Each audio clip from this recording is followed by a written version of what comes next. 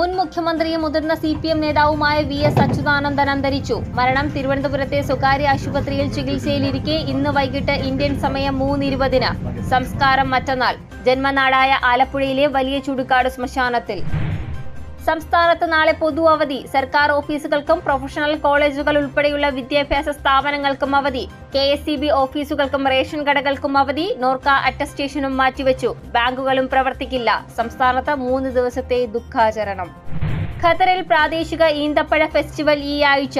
പ്രദർശനം ജൂലൈ 24 മുതൽ ഓഗസ്റ്റ് 7 വരെ സൂഖ് വാക്കിഫിലെ ഈസ്റ്റേൺ സ്ക്വയറിൽ. ഖത്തറിലെ തൊഴിലിടങ്ങളിൽ ലിഫ്റ്റിംഗ് മെഷീനുകൾ ഉപയോഗിക്കുന്നവർക്ക് നിർദ്ദേശവുമായി തൊഴിൽ മന്ത്രാലയം. ജോലി സ്ഥലങ്ങളിൽ ലിഫ്റ്റിംഗ് മെഷീൻ റൂട്ടുകൾ കൃത്യമായി അടയാളപ്പെടുത്തണമെന്നും നിർദ്ദേശം. പ്രവാസികളായ ഫാർമസിസ്റ്റുകൾക്ക് തിരിച്ചടി. ഒമാനിൽ പ്രവാസി ഫാർമസിസ്റ്റുകളുടെ ലൈസൻസുകൾ പുതുക്കില്ല. സർക്കുലർ പുറപ്പെടുവിച്ച ആരോഗ്യ മന്ത്രാലയം.